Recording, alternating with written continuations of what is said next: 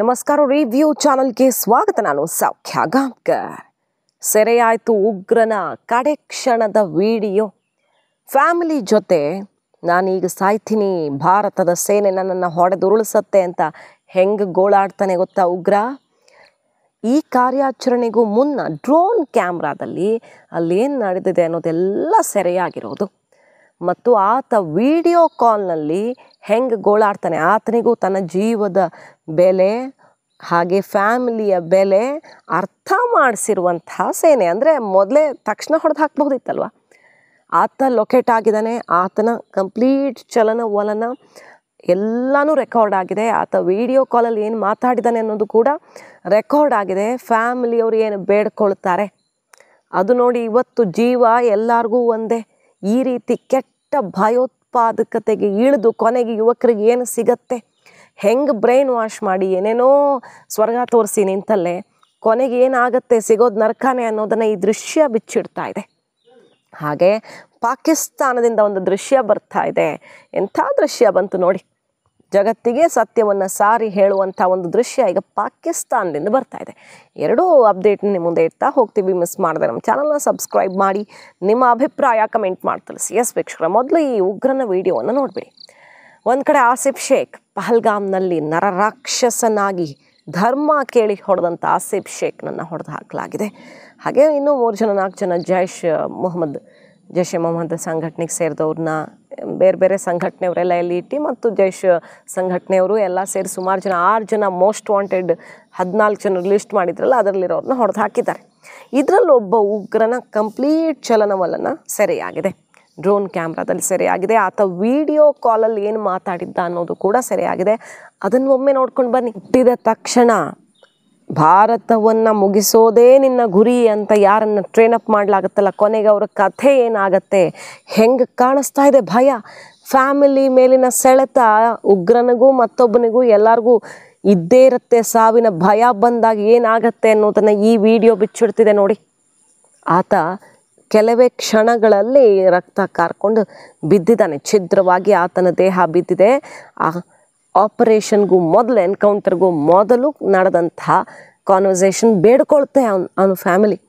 ಹೆಂಗಾದರೂ ಮಾಡಿ ಶರಣಾಗಿ ಜೀವ ಉಳಿಸ್ಕೊಳ್ಳಿ, ಕಾಲಿಗೆ ಬಿದ್ದು ಕೇಳ್ಕೊಳ್ಳಿ, ಹೆಂಗಾದರೂ ಜೀವ ಉಳಿಸ್ಕೊಳ್ಳಿ ಅಂತ ಗಾಬರಿಯಲ್ಲಿ ಶೇಕ್ ಆಗಿ ಹೋಗಿರೋ ಫ್ಯಾಮಿಲಿ. ಯಾರಾದರೂ ಈಗ ನಾನು ಸಾಯ್ತೀನಿ ಅಂತ ಕಾಲ್ ಮಾಡಿದ್ರೆ ಫ್ಯಾಮಿಲಿಯವ್ರ ರಿಯಾಕ್ಷನ್ ಹೆಂಗಿರುತ್ತಲ್ವ, ಆ ರಿಯಾಕ್ಷನನ್ನು ನೋಡಿ ಭಾರತೀಯರು, ನಮ್ಮವ್ರನ್ನ ಕಳ್ಕೊಂಡ ಭಾರತೀಯರು ನಿಟ್ಟುಸಿರು ಬಿಡುವಂಥ ವಿಡಿಯೋ, ಅಂಥ ಕಾರ್ಯಾಚರಣೆಯನ್ನು ನಮ್ಮ ಭಾರತ ಸೇನೆ ಮಾಡಿದೆ. ಆ ವಿಡಿಯೋವನ್ನು ನೋಡಬೇಕು.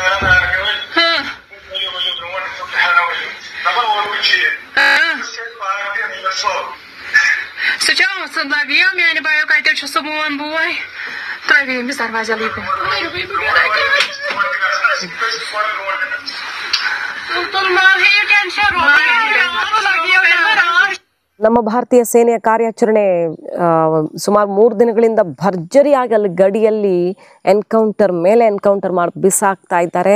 ಇನ್ನಷ್ಟು ಜನ ಅಡಗಿದ್ದಾರೆ. ಈ ಪಹಲ್ಗಾಮ್ ದಾಳಿಕೋರರ ಸುಳಿವೂ ಕೂಡ ಸಿಕ್ಕಿದ್ದು, ಉಳಿದವ್ರನ್ನೂ ಕೂಡ ಬಲಿ ಹಾಕೋದಕ್ಕೆ ನಮ್ಮ ಸೇನೆ ಕಾರ್ಯಾಚರಣೆಯನ್ನು ಚುರುಕುಗೊಳಿಸಿರೋದು ಒಂದು ಕಡೆ.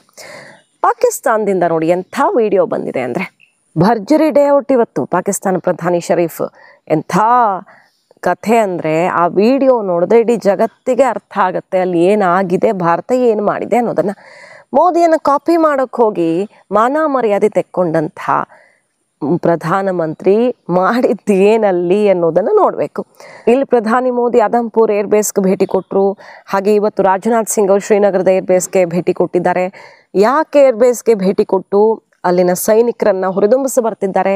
S-400 ಎದುರಿಗೆ ನಿಂತ್ಕೊಂಡು ಯಾಕೆ ಮಾತಾಡಿದ್ರು ಮೋದಿ ಅಂತ ಕೇಳಿದ್ರೆ, ನಮ್ಮ ಶಸ್ತ್ರಾಸ್ತ್ರಗಳನ್ನು ಟಚ್ ಮಾಡೋಕ್ಕೂ ಆಗಲಿಲ್ಲ, ಯಾವುದನ್ನು ಹೊಡೆದು ಹಾಕಿದ್ವಿ ಅಂತ ಕೊಚ್ಕೊಂಡ್ರು, ಅದ್ರ ಎದುರಿಗೆ ನಿಂತು ನಾನು ಮಾತಾಡ್ತಿದ್ದೀನಿ, ಅದೇ ಏರ್ವೇಸಲ್ಲಿ ನಿಂತು ನಾನು ಗರ್ಜಿಸ್ತಾ ಇದ್ದೀನಿ ಅಂತ ಜಗತ್ತಿಗೆ ಸಂದೇಶ ಕೊಟ್ಟಿದ್ದಾಯಿತು. ನಮ್ಮ ಸೈನಿಕರು, ನಮ್ಮ ಏರ್ವೇಸು ಏನಿದೆ, ಯಾವ ಸುಸ್ಥಿತಿಯಲ್ಲಿದೆ ಅನ್ನೋದನ್ನು ತೋರಿಸಿದ್ದಾಯ್ತಲ್ವ. ಅದನ್ನು ಕಾಪಿ ಮಾಡೋಕ್ಕೆ ಹೋಗಿ ಪಾಕಿಸ್ತಾನದ ಮರ್ಯಾದೆ ಇರೋದು ಬಯಲಾಗಿದೆ. ನೋಡಿ ಏನು ಕಥೆ ಆಗಿದೆ ಅಂದರೆ, ಒಂದು ಜೀಪಲ್ಲಿ ಕರ್ಕೊಂಡು ಬರಲಾಗತ್ತೆ. ಜೀಪಲ್ಲಿ ಬರ್ತಾನೆ, ಜೀಪಲ್ಲಿ ಬಂದು ಒಂದಿಷ್ಟು ಕೆಲವು ಸಂಖ್ಯೆಯಲ್ಲಿರುವಂಥ ಸೈನಿಕರ ನಡುವೆ ಮುನೀರನ ಜೊತೆಗೂಡಿ ಭಾಷಣ ಮಾಡೋ ದೃಶ್ಯ.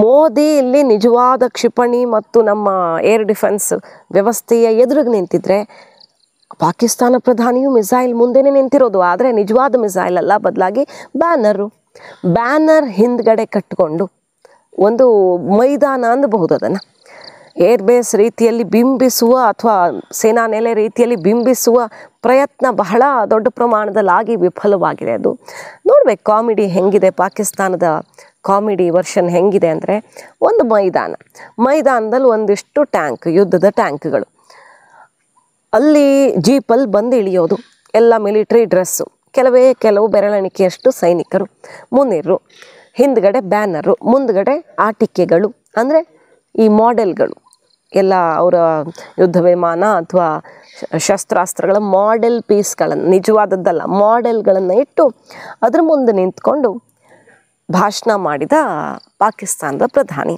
ಸೊ ಯಾವ ರೀತಿ ಮೋದಿಯನ್ನು ಕಾಪಿ ಮಾಡೋಕ್ಕೆ ಹೋಗಿ ಮತ್ತೆ ಅವರು ಬಣ್ಣ ಬಯಲಾಗಿದೆ ಅಂದರೆ, ಒಂದೇ ಒಂದು ಏರ್ಬೇಸ್ ಉಳ್ಕೊಂಡಿದ್ರೆ ತಾನೇ ತೋರಿಸೋದಕ್ಕೆ, ವಿತ್ ಇಮೇಜಸ್, ವಿಡಿಯೋಸ್, ದಾಖಲೆ ಸಮೇತ ಭಾರತ ಅವರ ಎಲ್ಲ ಏರ್ಬೇಸ್ಗಳನ್ನು ಹೆಂಗೆ ಹೊಡೆದು ಹಾಕಿದ್ದೀವಿ ಅಲ್ಲಿ ತೋರಿಸೋದಕ್ಕೂ ಅವ್ರ ಹತ್ರ ಏನು ಉಳ್ಕೊಂಡಿಲ್ಲ. ಅಲ್ಲಿ ಹೋದ್ರೆ ಮಾನ ಮರ್ಯಾದೆ ಹೋಗುತ್ತೆ. ಏನಾಗಿದೆ ಅನ್ನೋದನ್ನು ವಿತ್ ವಿಜುವಲ್ಸ್ ನಾವು ನಿಮ್ಮ ಮುಂದೆ ಇಟ್ಟಿದ್ದೀವಿ.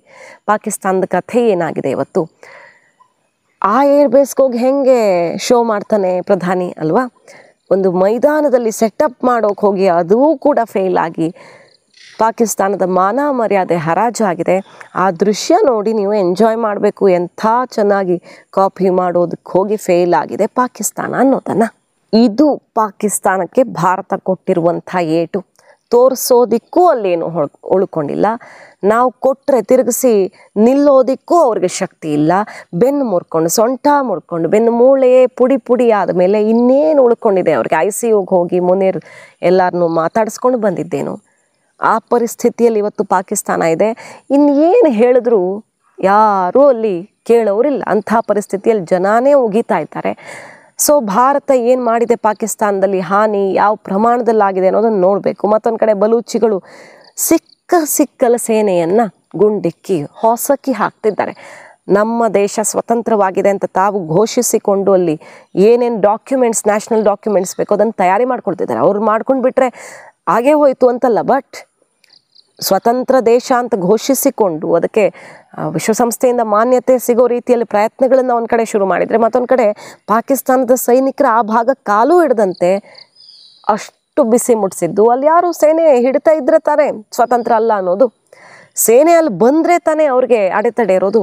ಅಲ್ಲಿ ಪಾಕಿಸ್ತಾನದ ಸೇನೆಗೆ ಬಲೂಚಿಗಳ ನೆರಳು ಕಂಡ್ರೆ ನಡುಗ್ತಿದ್ದಾರೆ. ಹಂಗೆ ಮಾಡಿಟ್ಟು ಈಗ ಸ್ವಾತಂತ್ರ್ಯವನ್ನು ಘೋಷಿಸಿಕೊಂಡು ರಾಷ್ಟ್ರಗೀತೆಯನ್ನು ಮೊಳಗಿಸಿ ಧ್ವಜವನ್ನು ಹಾರಿಸಿ ವಿಶ್ವಸಂಸ್ಥೆಯ ಮೊರೆ ಹೋಗಿದ್ದಾರೆ. ಭಾರತದಲ್ಲಿ ರಾಯಭಾರಿ ಕಚೇರಿ ತೆರೆಯಬೇಕು ಅಂತಿದ್ದಾರೆ. ಸೊ ಪಾಕಿಸ್ತಾನಕ್ಕೆ ಹೆಂಗಾಗಿದೆ ಶಾಕ್ ಅಂದರೆ, ಯಾವ ಕಡೆ ಹೋದರೂ ಹೊಡಿತಾರೆ, ಮುಂದೆ ಹೋದರೂ ಹಾಯ್ತಾರೆ, ಹಿಂದೆ ಬಂದರೂ ಒದಿತಾರೆ ಅನ್ನೋ ರೀತಿಯಲ್ಲಿ ಸರ್ವ ದಿಕ್ಕುಗಳಲ್ಲೂ ಪಾಕಿಸ್ತಾನ ಈಗ ಶೇಕ್ ಆಗ್ತಿದೆ. ಭಾರತ ಟಚ್ ಮಾಡೋಕೆ ಬಂದು ಈಗ ಕಾಯ್ಕೊಂಡಿದ್ದವರೆಲ್ಲ ಒಟ್ಟಿಗೆ ಮೂಳೆ ಮುರಿಯೋ ರೀತಿಯಲ್ಲಿ ಏಟ್ ಕೊಡ್ತಾ ಇರೋದು.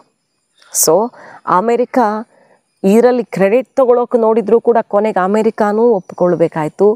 ಹೌದು, ಭಾರತ ಪಾಕಿಸ್ತಾನವನ್ನು ಬಗ್ಗಬಡಿದಿದೆ, ಅಲ್ಲಿನ ವಾಯುನೆಲೆಯನ್ನು ಧ್ವಂಸ ಮಾಡಿದೆ. ಭಾರತದ ವಾಯುಸೇನೆಯ ಆರ್ಭಟಕ್ಕೆ ಪಾಕಿಸ್ತಾನ ಛಿದ್ರವಾಗಿದೆ. ಭಾರತದಲ್ಲಿ ಒಂದೇ ಒಂದು ಪ್ಲೇಸನ್ನು ಕೂಡ ಟಚ್ ಮಾಡೋಕ್ಕಾಗಿಲ್ಲ ಅಂತ ಅಲ್ಲಿನ ಎಕ್ಸ್ಪರ್ಟ್ಗಳು, ಎನಲಿಸ್ಟ್ಗಳು, ಅಲ್ಲಿನ ನ್ಯೂಯಾರ್ಕ್ ಟೈಮ್ಸ್ ಪೇಪರಿಂದ ಹಿಡಿದು ಎಲ್ಲರೂ ಒಪ್ಕೊಳ್ಬೇಕಾಯ್ತು.